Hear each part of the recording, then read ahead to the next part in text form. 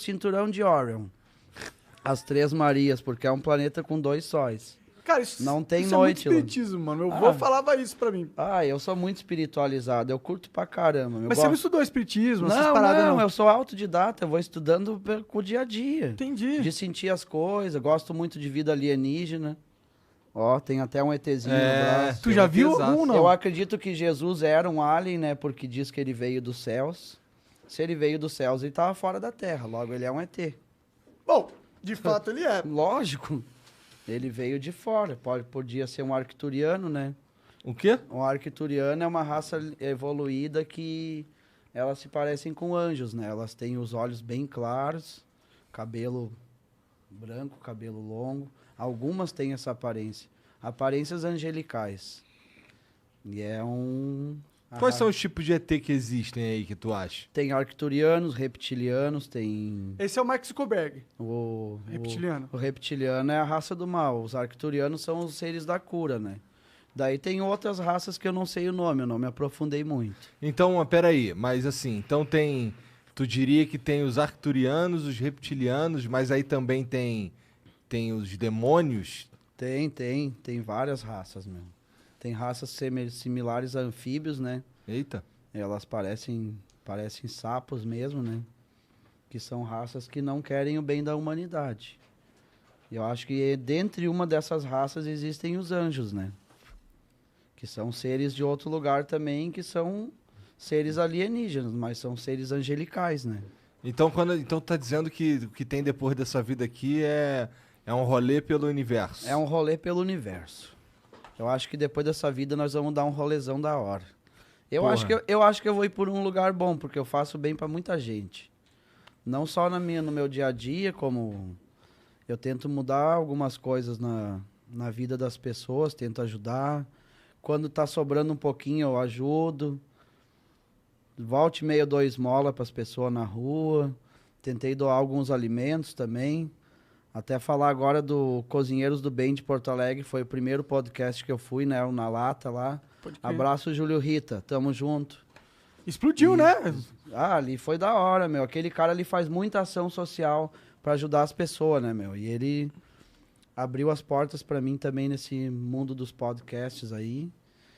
Mas antes disso eu já tentava ajudar muita gente. Eu dei uma parte da minha lavoura pra Copame, pra uma instituição lá de caridade. Agora que tu tá... Se eu tiver uma roupa sobrando, eu dou também. Cara, eu sou muito desprendido de matéria, de bens materiais. Se eu tiver algum pouquinho pra ajudar, eu vou ajudar, meu. Eu quero ver todo mundo bem. Se tiver todo mundo bem, tá da hora, meu. Ah, total. Por que não dar um pouco pra quem tá precisando? Às vezes as pessoas estão precisando de alguma coisa e você tem sobrando, mano. Às vezes tem um casaco em casa aí, você tem um casaco, tem 1 quilo de feijão a mais no armário ali, você não vai comer, cara. Dá pra alguém, meu. Tem um monte de gente no Brasil passando fome, cara, passando frio. É só pegar, cara, se cada um tirar um pouquinho de si pra ajudar alguém, pode estar tornando o dia de alguém mais feliz. E essa parte eu faço, cara. Se eu puder fazer e se eu tentar fazer mais, até tem um cara, o cara que levou a gente pra Gramado, ele é como é que é o nome dele?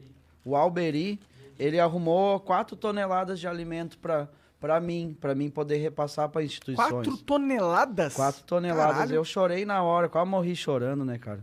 Eu me emociono. Eu nem sei quantas pessoas alimentam 4 toneladas de comida. Eu me emocionei muito quando ele falou. Fiquei mal pra caramba, cara. Passei mal, assim, chorei. De bom, né? Mal do bom. Daí eu pensei, cara, vou dar um pouco lá pro Cozinheiros do Bem, né? Lá pro Júlio. E um pouco eu vou dar pra Copame na minha cidade. Tem bastante criança carente lá. Isso ali já é pra mim, cara, já é é só um pouco do que eu posso fazer ainda. Eu acredito que se eu levantar essas questões aí, eu vou ajudar muita gente ainda. Com certeza. Por isso eu sei que eu acho que eu vou pra um lugar legal. Eu quero ir pro cinturão de Orion lá, as Três Marias lá, onde é um planeta com 2 sóis. Quais são as outras possibilidades? Só Deus sabe, cara. cara. Acho que são infinitas, né? Se for o tamanho do Dá universo. pra ir pra Arcturus, né? Que é o planeta onde os arcturianos estão. Também deve ser bacana. Mas você sabe alguma coisa desse planeta? Você estudou nesse ponto? Claro que sim, cara. Os caras são loucaço. O que tem lá no Arcturus? Tem umas criaturinhas tipo uns avatares. Tem de 2 a 4 metros de altura, né? Tu já viu um arcturiano fumando DMT? Não, porque dizem que DMT te leva pra uma viagem que você vê coisa mesmo, que você vai pra outra... Eu já recebi uma visita arcturiana dentro de casa em espírito uma vez, que a minha sala ficou toda amarela, porque eles são seres de luz, né? E eu não conseguia ver de olho aberto, mas quando eu fechava os olhos, parecia que estava tudo amarelo ao meu redor. Parecia que eu estava numa sala de hospital com muita luz amarela. Eu acho que aquela noite ali eu sofri um processo de cura espiritual, porque daquela semana em diante eu tive bastante progresso em algumas coisas que eu fiz. Pode crer. E eu andei buscando orar muito para essa chegada e para mim ter contato com esses seres. Você conversou alguma coisa? Você lembra de algo assim? Eu fiz reiki, cara. Eu conversei com um cara que me dava aula de reiki. Às vezes em quando eu assistia, às vezes não. Mas eu tentava falar com o meu eu interior e pedia para que eu visse isso, porque eu quero muito ver. E um dia de noite eu tô deitado no meu quarto e ficou tudo amarelo dentro de casa. Como se tivesse entrado centenas de luzes. E tu tava caretão?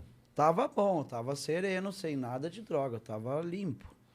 Eu fechava os olhos e via uma luz muito forte amarela por toda a parte. Como se tivesse 30 vezes mais essas lâmpadas que tem aqui. Entendi. Eu acho que nessa vez eu recebi uma visita. Pode crer.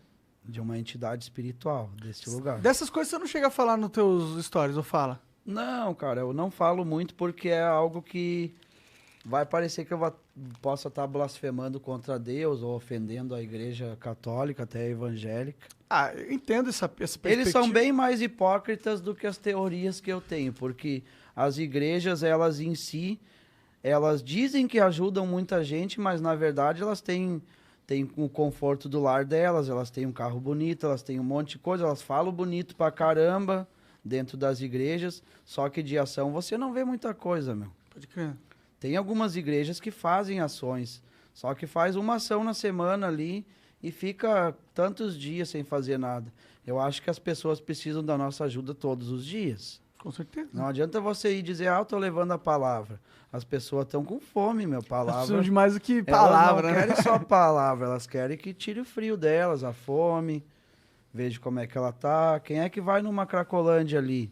Qual é a igreja que entra na Cracolândia para tentar salvar alguém que tá ali?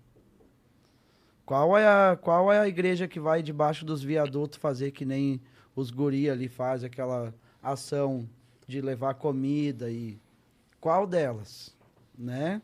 É muito bonito falar no púlpito de uma igreja que você está ajudando, transformando vidas de pessoas com a palavra, quando elas estão morando numa casa de 2 andares, com um carro bonito, o filho faz faculdade. Ai, mas foi Deus que abençoou meu filho. Abençoou o dele, mas não abençoou o do vizinho que está morrendo na droga, que está passando fome. As minhas teorias eu faço observando o céu, cara. Que eu sei que existe várias coisas. Deus também existe. Ele age da forma dele. E como eu tenho minhas teorias que existem outras manifestações divinas e manifestações do mal também, através de vida alienígena. É a minha teoria do bem e do mal. Eu acho que a gente está sendo observado constantemente por esses seres. Tanto é que tem muitas aparições lá na nossa região. É? Dá para ver direto no céu algumas imagens assim, umas luzes diferentes. É parecido com satélite, só que consegue definir que é satélite ou não pela mudança brusca de direção. Algumas luzes são um pouco mais fortes, algumas piscam.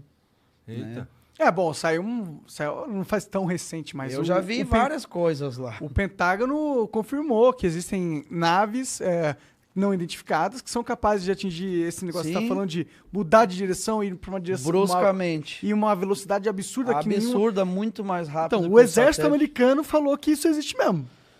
E eu acho que tem algumas coisas que até são experiências secretas, até mesmo do Pentágono. Tem algumas naves circulando aí que é daqui mesmo. Deve ter. Tem umas paradas que é daqui mesmo. Será que não tem alguns humanos que têm certo contato com esses caras? Eles têm. E há muito tempo.